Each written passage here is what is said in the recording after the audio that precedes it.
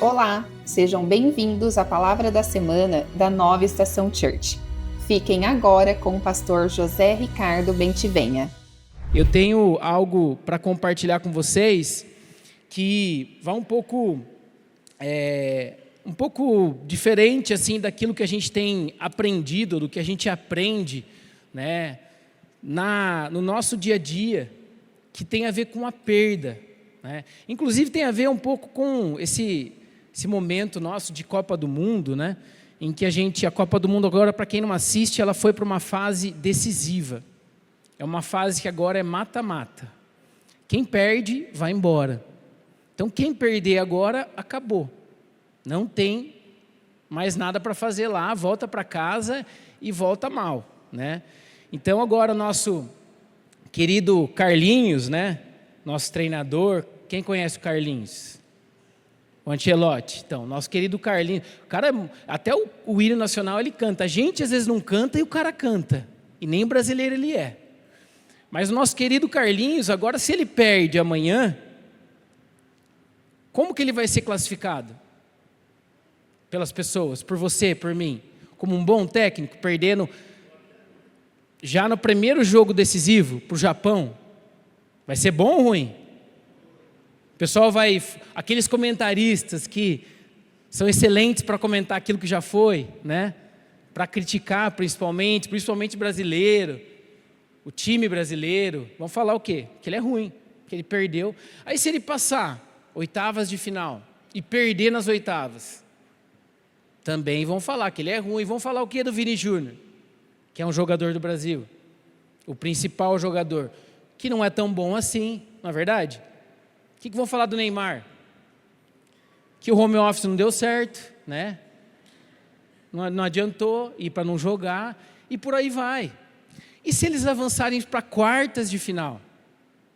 Aí começa a melhorar um pouquinho, não é verdade?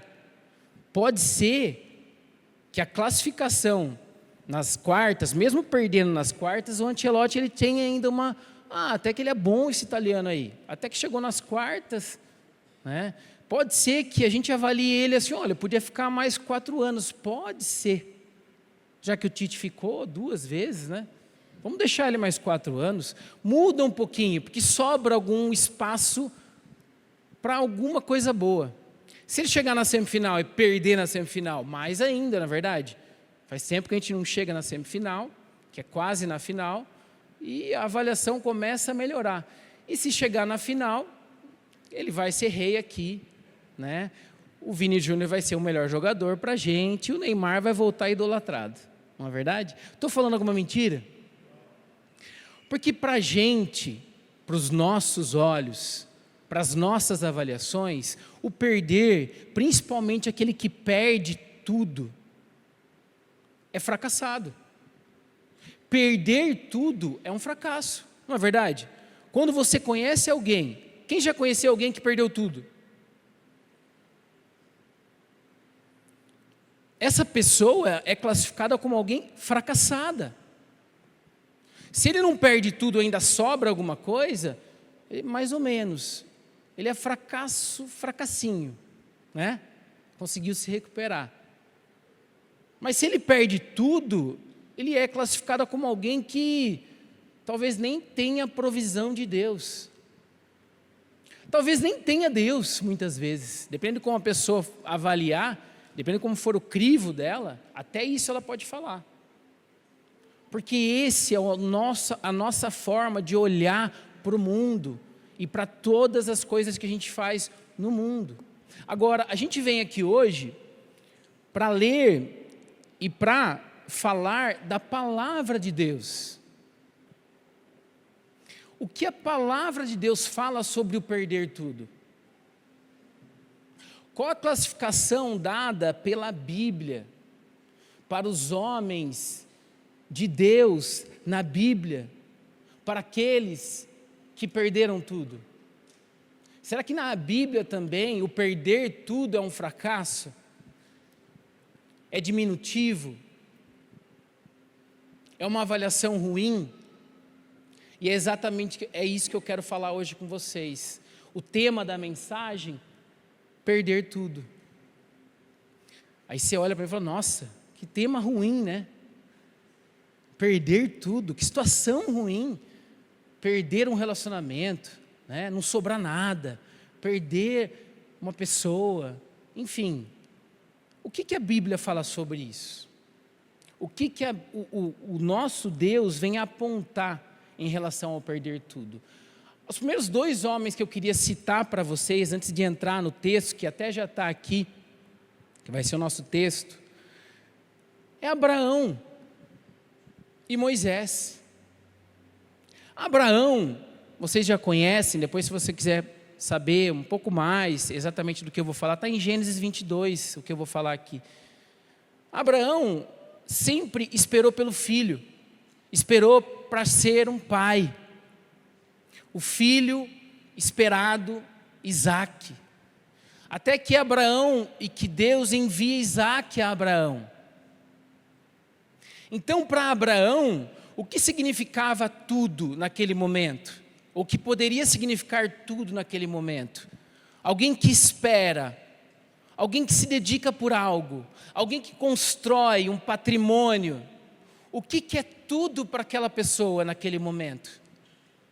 Exatamente o patrimônio, exatamente aquilo que ele construiu. O que poderia ser tudo para Abraão?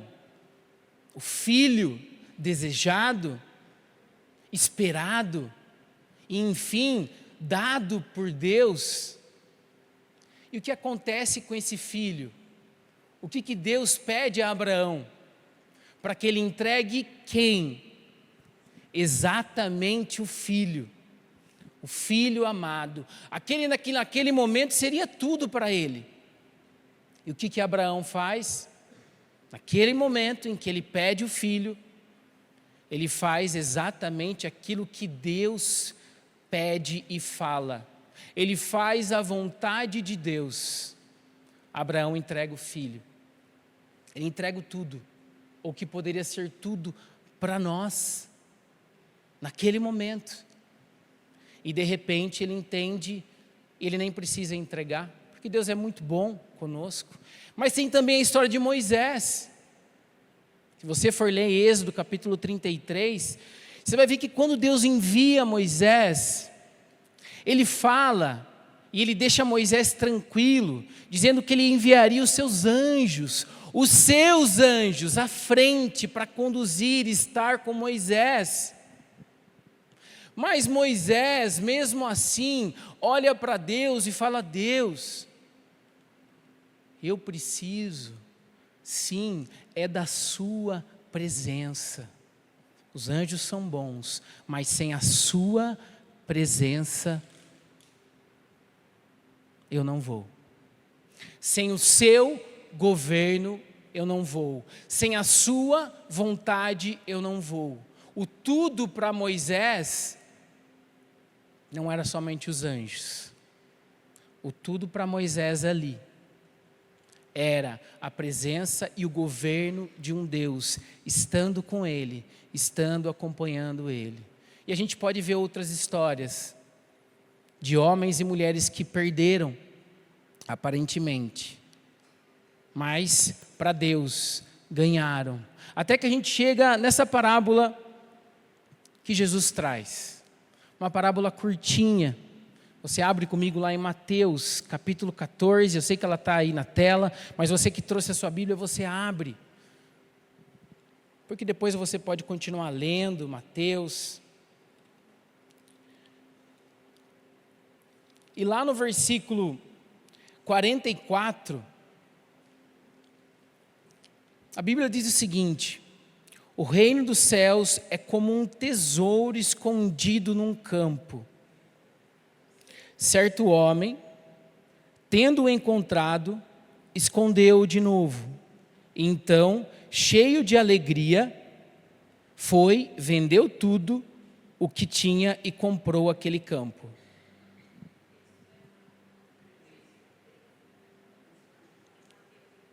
Mateus, capítulo 13, versículo 44. Falei 14? Isso estava na tela, né? Mas é esse texto.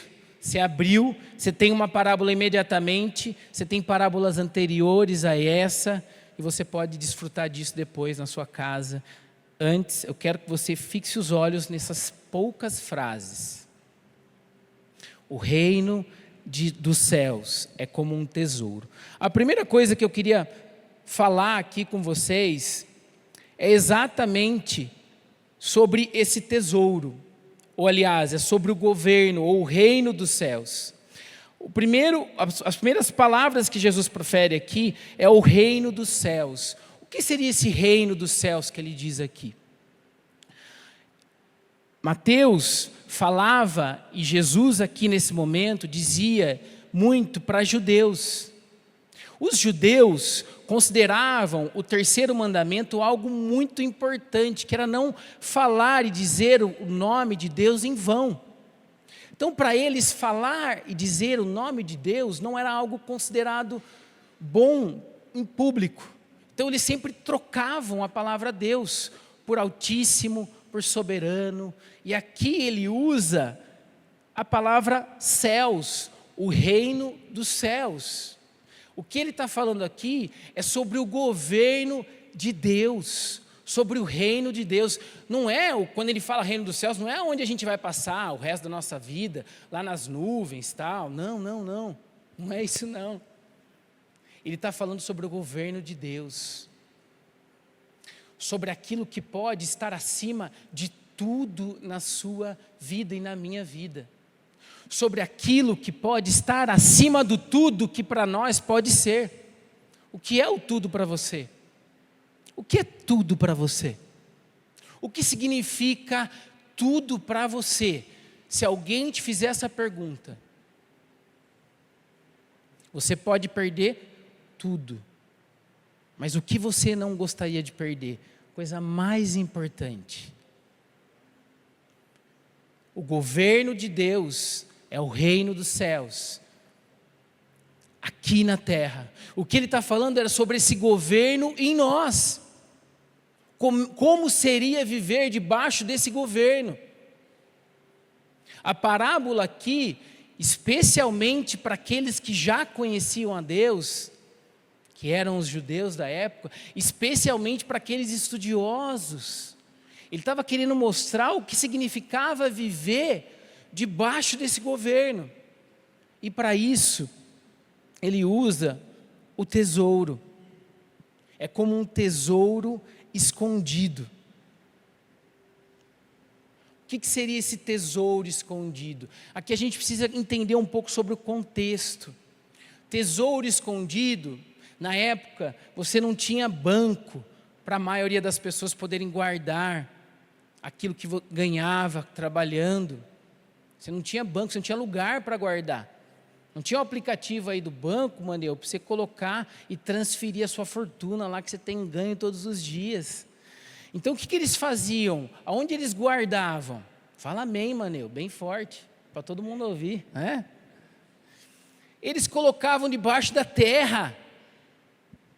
Era o único lugar que eles tinham para guardar. Então, ele usa essas palavras exatamente por isso. Os tesouros adquiridos, aquilo que as pessoas conseguiam trabalhando, que significava bastante para eles, eles colocavam debaixo da terra. E ele continua. Certo homem, tendo-o encontrado, escondeu de novo e o para aqui. Até que um dia um homem encontrou esse tesouro. Esse tesouro que provavelmente estava enterrado, esse homem devia estar ali trabalhando naquele local, né? Devia estar trabalhando, mexendo na terra, e ele encontra esse tesouro. O homem encontra algo que estava numa terra, que não era dele. Imediatamente o que ele faz? E a Bíblia nos diz aqui, escondeu de novo, e então, cheio de alegria, foi e vendeu tudo que tinha e comprou aquele terreno. A primeira coisa que esse homem faz é esconder de novo. Por que ele fez isso? Porque se o tesouro naquela época ficasse sob a terra, sobre a terra, não sob a terra, aquele tesouro era de quem encontrasse.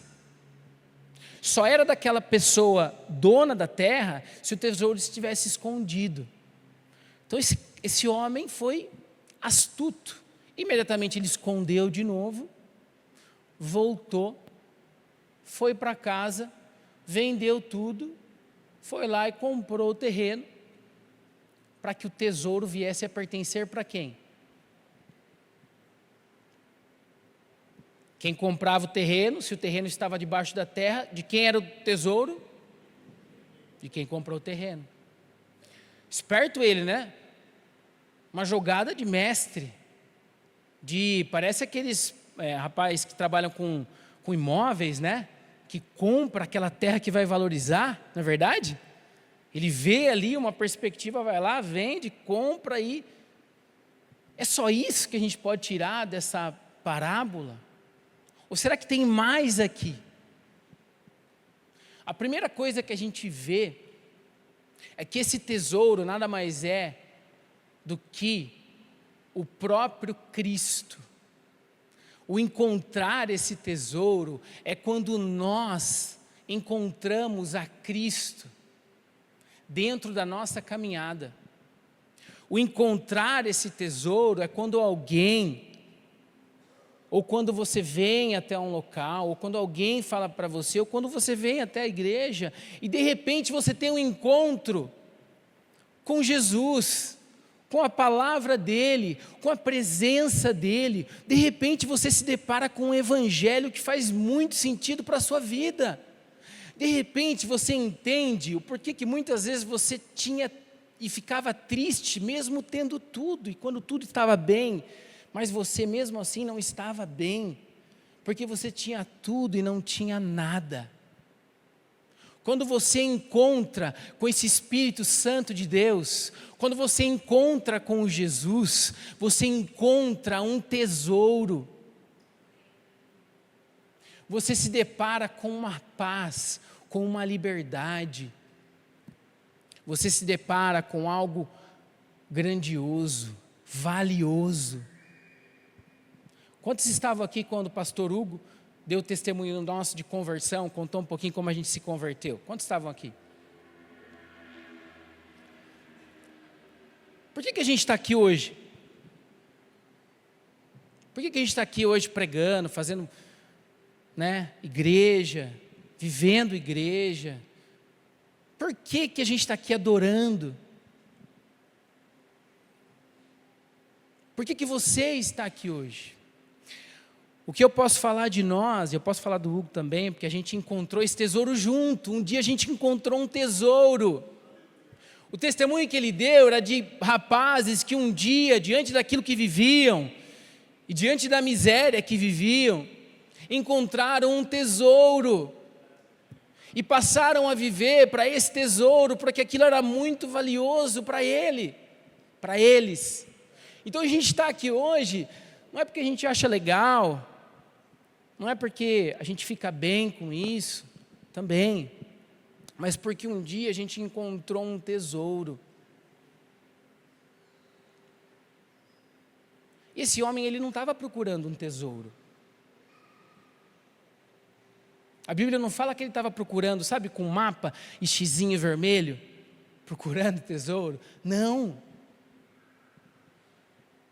Ele estava fazendo alguma outra coisa, trabalhando, passeando, sei lá. Ele não estava procurando.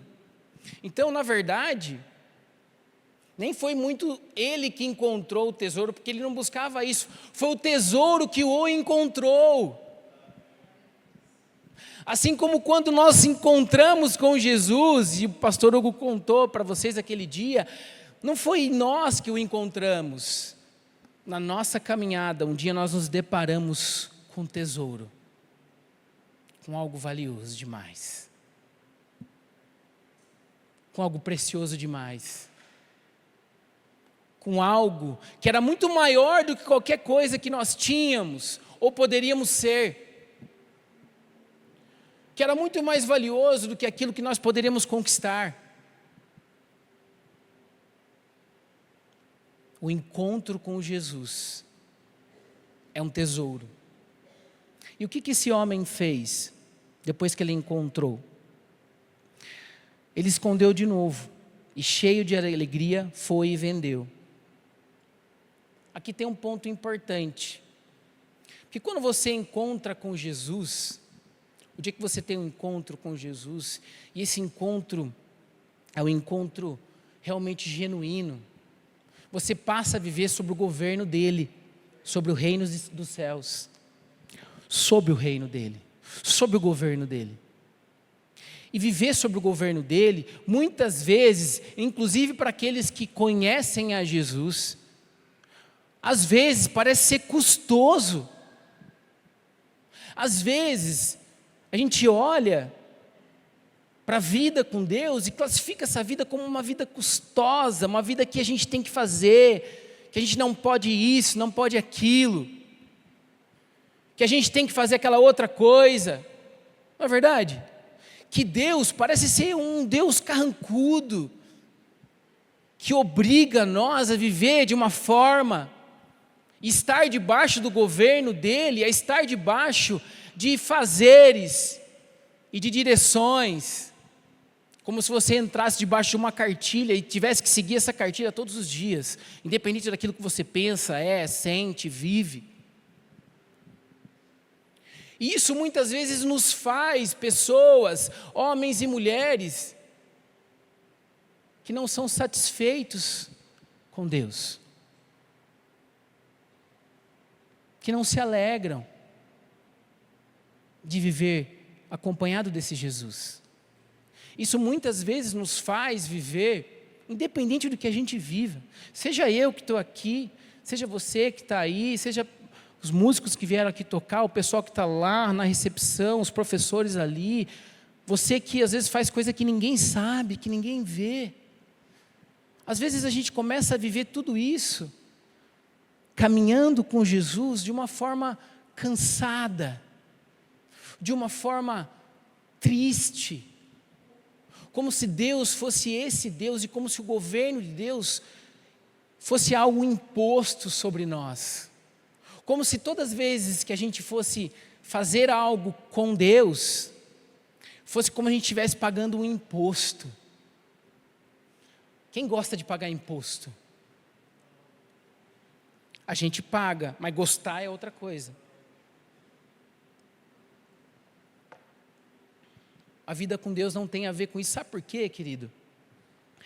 Porque a Bíblia fala de um homem que, tendo encontrado esse tesouro, escondeu de novo, então, cheio de alegria. Algumas traduções falam transbordando de alegria.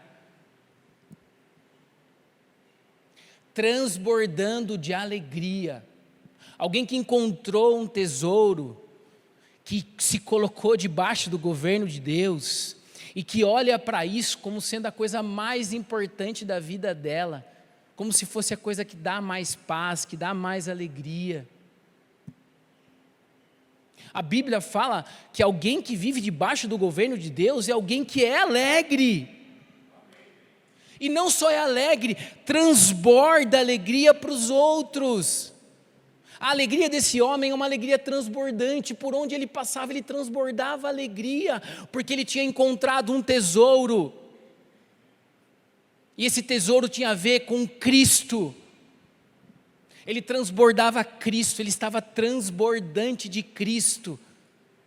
Quando a gente encontrou Jesus naquele dia, naquela célula, como o pastor Hugo contou, a gente queria sair dali, queria falar para todo mundo, porque a gente estava transbordante. O meu maior sonho naquele dia era falar, quando que eu vou fazer a minha célula em casa, a primeira célula, não vejo a hora, eu vou falar de Jesus para todo mundo. Mas não porque eu tinha meta para ter célula, não tinha nada disso, eu nem conhecia a Bíblia ainda, mas porque eu tinha encontrado um tesouro, eu tinha encontrado a coisa mais importante da minha vida até ali, com 19 para 20 anos, a coisa mais linda que eu tinha visto. Eu tinha me sentido de uma forma que eu nunca me senti, com a presença de Deus em mim. Então esse homem, ele sai transbordante. O governo de Deus é um governo que provoca em nós uma alegria. Se você não vive isso, querido, se os seus dias não estão sendo assim, eu convido você a olhar para a história desse homem. Mais do que isso, eu convido você a olhar para Jesus novamente. Eu convido você a ter um encontro novamente com o maior tesouro das nossas vidas. Sabe por quê? Tem uma outra parábola, que é a parábola do jovem rico. Quem conhece? A parábola do jovem rico, ela conta a história de um jovem que era rico.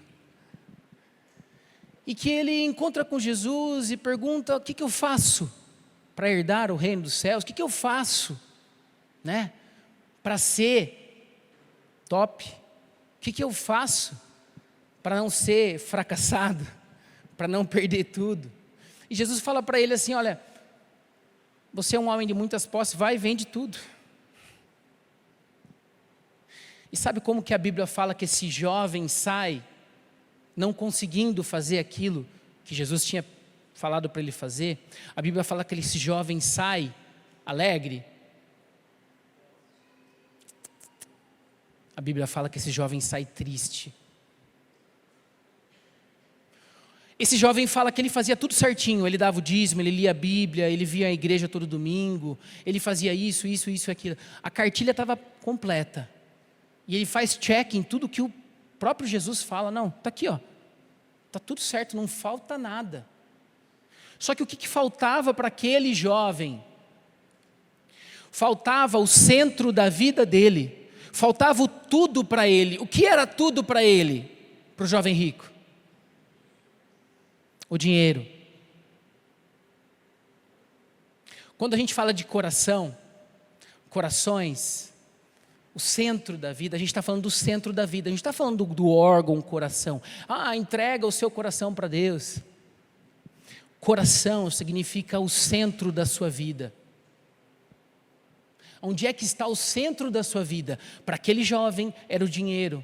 Então fazer aquilo, viver aquilo que Jesus estava falando, estar debaixo do governo de Deus, era algo triste, custoso para ele. Era algo que não trazia, não gerava para ele alegria, não gerava uma alegria transbordante. Às vezes a gente vive a vida nossa com o nosso eu muito inchado, com o nosso eu muito grande. Às vezes a gente vive a nossa jornada cristã com as nossas atenções e o centro do nosso viver voltado para aquelas coisas que a gente faz. Por que esse homem encontrou esse tesouro? Por que outros homens não encontraram esse tesouro? Por que esse aqui encontrou? Porque há um tipo de coração que consegue se encontrar com Jesus. O tesouro está disponível para todos. O tesouro estava disponível para todos. Mas há um coração que consegue encontrar o tesouro, que consegue encontrar Jesus. Que tipo de coração é? Coração humilde e quebrantado. Corações humildes e quebrantados. Esses corações são os corações que conseguem se encontrar com Jesus, que conseguem ter um encontro com esse tesouro. Talvez você já se apropriou da mensagem, se apropriou da doutrina, se apropriou dos ensinamentos, se apropriou das histórias, mas talvez você nunca encontrou com o homem ou com a pessoa de Jesus. Assim como aqueles fariseus, estudiosos da época, que tiveram Jesus ao vivo e não se encontraram com Jesus. Não é louco isso? Eles tiveram Jesus aqui, ao vivo, e não conseguiram ter um encontro com Jesus, porque eles só tinham propriedade dos ensinamentos, das doutrinas. Eles não tinham corações humildes e quebrantados. Do que se trata a conversa de Jesus com Nicodemos? Quando Nicodemos, à noite, para não ser visto, porque era um homem, uma autoridade, um estudioso, e Jesus fala, viu, querido, tem que nascer de novo. Tem que nascer de tudo que você sabe. É bastante, né? Você é um dos top aí, né? Pois é. Não serve para nada. Nasce de novo, que você consegue ter um encontro com o tesouro. Então, querido, você talvez não teve um encontro com Jesus. Não é porque Jesus não deixou o tesouro à sua disposição, mas é que talvez o seu coração não chegou neste lugar de humilde e quebrantado. O Sermão da Montanha, Jesus fala, o primeiro sermão, a primeira frase, bem-aventurados os humildes de espírito, ou os pobres de espírito, porque deles herdarão o reino dos céus. Pobres de espírito, a palavra pobres de espírito, ela tem a ver, e no original, é muito mais do que pobre, é mendigo, que está na rua, na calçada, pedindo algo e não tem nada. Essa palavra no original é necessitado ao extremo. Leproso, que na época era considerado a parte da sociedade. É isso que Jesus está dizendo na primeira frase do Sermão da Montanha. O reino dos céus, o governo de Deus, está sobre aqueles que entendem que são como mendigos, que são necessitados, que precisam de Deus, que precisam mais de Deus, que precisam ainda mais de Deus, que não satisfaz estar e frequentar algo, eles querem o próprio Deus. Que não adianta enviar os seus anjos, porque eu quero a presença sua, Deus, me acompanhando e me guiando, para que eu faça a vontade sua. Douglas Gonçalves, pastor querido, fala que no inferno tem um slogan. O slogan do inferno, tem no outdoor lá no inferno, é faça a sua vontade. Está escrito no outdoor, está escrito nos bonezinhos lá no inferno. Faça a própria vontade. Tem um outro slogan também, que é siga o seu coração. Esse é o slogan do inferno. Se você for ler Gênesis, a queda do homem tem a ver exatamente com isso. Com alguém que sai debaixo do governo de Deus, para viver a sua própria vontade, sem viver a vontade plena de Deus. Sem estar debaixo daquele que um dia te entregou o maior tesouro. Alegria transbordante. Esse homem vai e vende tudo que tem. Vender tudo que tem, querido, nada mais é do que você ajustar o seu viver. Nada mais é do que você reorganizar a sua vida. Porque quando a gente tem um encontro com Jesus, Ele vem mostrar para nós outros valores e princípios. Ele vem mostrar para nós que o último é considerado o primeiro, que aquele que dá é muito melhor que dá, que aquele que serve é o que é mais importante, não o que é servido.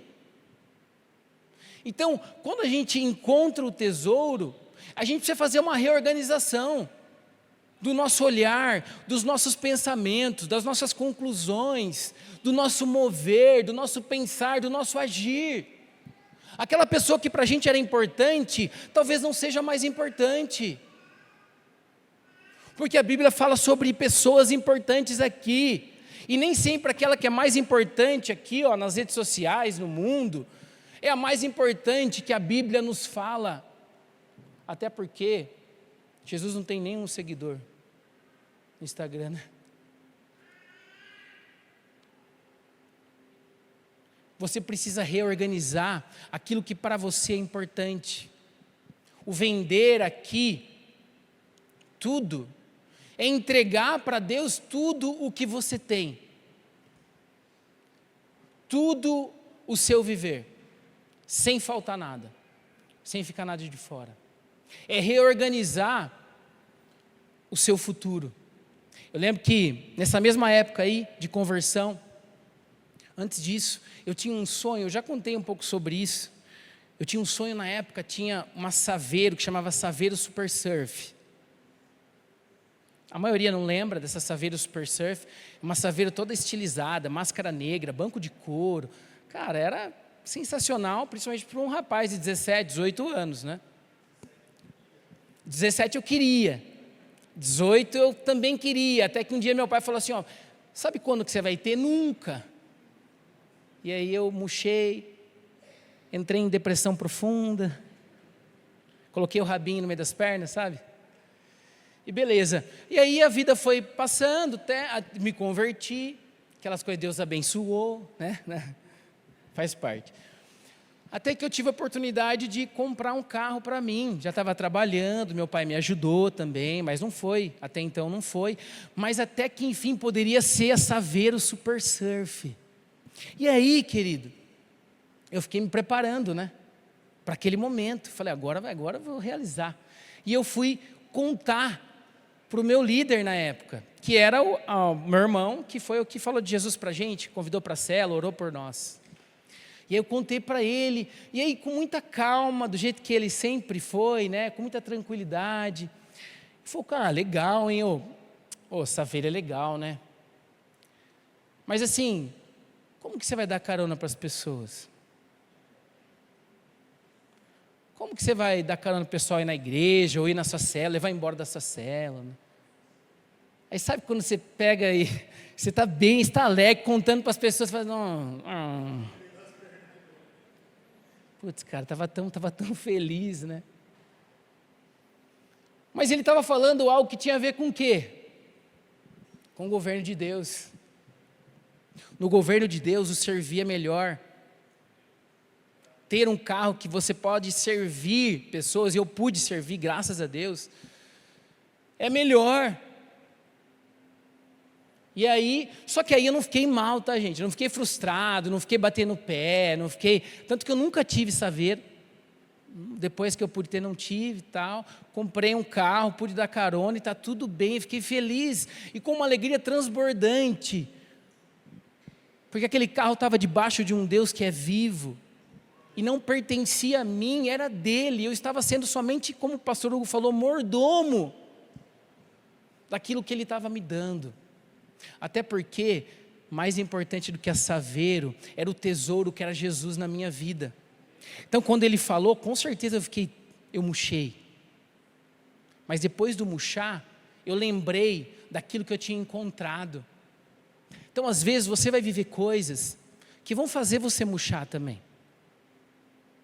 Você pode estar aqui meio murcho hoje, por aquilo que você tem visto ou vivido. Mas eu convido você a voltar a olhar para o tesouro, a voltar a olhar para o centro da mensagem, a voltar a olhar para aquele que escreveu a parábola, aquele que dá para nós ou pode nos dar uma vida, mas uma vida abundante, que independe das circunstâncias. A fazer com que você olhe para as circunstâncias como fez Maria, grávida do Espírito Santo. Sim, que seja feita a sua vontade. Ela carregava o Rei dos Reis. Você teve um encontro com o maior tesouro. Você precisa voltar sempre a lembrar disso, para que a sua alegria seja transbordante. E esse homem não só saiu transbordando, não só reorganizou a sua vida, vendeu o que tinha. Aquilo ali não era mais suficiente para ele. Eu lembro quando a gente se converteu, Eu peguei tudo que eu tinha de CD, na época tinha CD, né? Olha, tinha uma caixa de CD, joguei tudo fora. Nossa, tinha coisa boa até ali. Mas na época para mim não valia mais nada, eu tinha um tesouro maior. Sabe? E aí você faz um exercício de voltar. Você faz um exercício de voltar para o campo. E como que a gente traduz o comprar? Beleza, a gente traduziu o reino dos céus, governo de Deus. A gente traduziu o tesouro, o encontro com Jesus.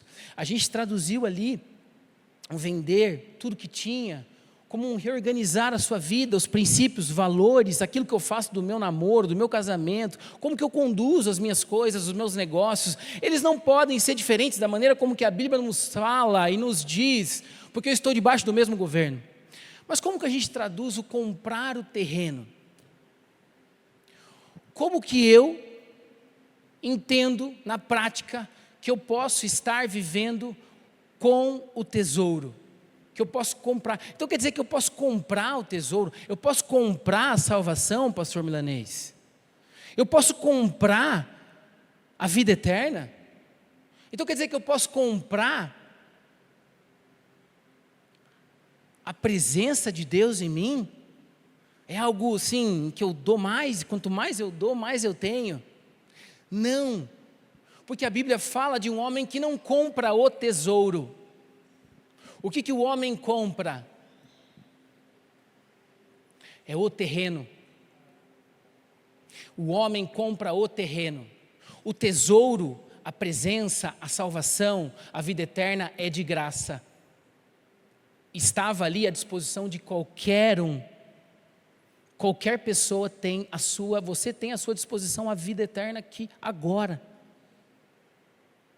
Sem ter que fazer nada, sem ter que pagar nada. Somente abrindo o seu coração e recebendo esse tesouro com o coração quebrantado e humilde. Porque, não lembro quem que fala, não vou lembrar o nome agora, fala que os únicos corações dos cristãos é com coração humilde e quebrantado. Não tem um outro coração diferente. Corações humilhados, é essa a palavra. Corações humilhados, esse é o coração de cristão. Não tem um coração diferente disso. Então, querido, está à disposição de qualquer um, não tem preço. O tesouro não pode ser comprado, ele estava sempre ali. O terreno é comprado. Aonde está o tesouro? E é exatamente o lugar onde nós estamos. Comprar o terreno, para mim e para você, é estar exatamente no lugar certo. Comprar o terreno é fazer do lugar onde nós estamos o lugar onde a presença de Deus está. Sabe aquela coisa de que você fica doente? A banda pode subir, por gentileza. Sabe quando você fica doente e você precisa de um médico, né? Aí de repente você, para ir até o médico, você precisa se deslocar. Sair da sua casa e ir até o médico. Quem que pode ajudar você a ficar bem? O médico. Mas quem que você chama para ir até o médico? Um Uber. Aí o Uber vai na sua casa, pega você e leva para o médico. E leva você lá para o hospital. E deixa você lá no hospital. Quem curou você? Foi o Uber? Não. Quem levou você até foi o Uber. Quem curou você foi o médico. Então, o que a gente pode viver na prática nossa de vida é estarmos no lugar certo. O que nos faz estarmos no lugar certo? Quais são os Ubers das nossas vidas? A Bíblia. As disciplinas espirituais são aquelas que nos levam para o lugar certo. Ler a Bíblia nos colocam no lugar certo, porque dão a direção do governo de Deus. Orar, ser alguém que não só ora, mas ora pelas pessoas, estar em comunhão, conviver aqui com mais e mais pessoas, fazer jejum. São coisas ou são movimentos que você e eu pode fazer que fazem com que a gente esteja no lugar certo, na hora certa, no terreno correto. Não te dá a você o que você precisa, mas te leva no lugar, porque o que você precisa vem dele. Amém? Então, o que você precisa fazer? Se você já teve um encontro com Jesus, som do seu coração. Como é que está o seu coração? Como é que está o centro da sua vida? Como é que você tem vivido esses dias? São dias que são custosos ou são dias bons? Será que você está vivendo como esses dias foi dia dos namorados, né? Não foi? Fala, quem é namorado fala, foi. Aí imagina eu chegando em casa, para a Natália, minha esposa, chegando para ela e falo assim, olha, trouxe aqui, comprei um presente, tá? Tá aqui, dia dos namorados, né? Então deixei de comprar aquela peça da bicicleta que eu gosto lá, para comprar esse presente, beleza? Porque é dia dos namorados, né? Então tá aqui o presente, para você não reclamar depois, entendeu? Mas tá aí, gastei bastante, não gastei pouco não, que é para não ter problema. Que mulher que gostaria disso, de ouvir isso aí? Levanta a mão, qual mulher que gostaria de ouvir isso? Por que a gente acha que Deus gosta de ouvir?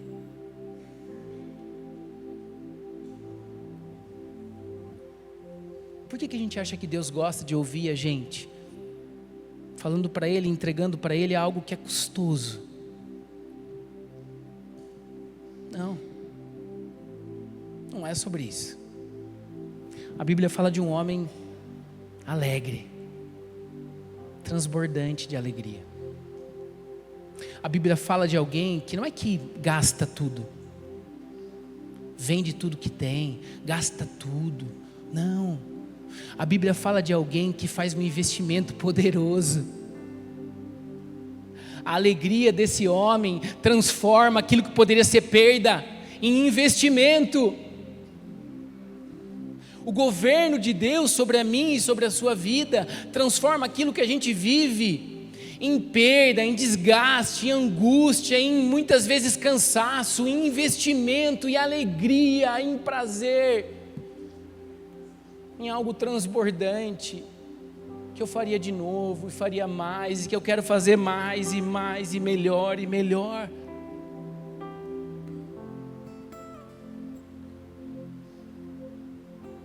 Prazer, a gente quer prazer, só que às vezes a gente se contenta com pouco prazer. O C.S. Lewis, ele fala uma historinha muito interessante, de crianças brincando em poça de lama, e brincando ali na poça de lama, felizes, até que o pai chega para eles e fala assim, olha, crianças, vamos lá, vamos brincar no mar, na imensidão de água. E as crianças não saem, porque estão ali brincando e se divertindo, e não saem dali, e se contentam com a poça de lama. Prazer,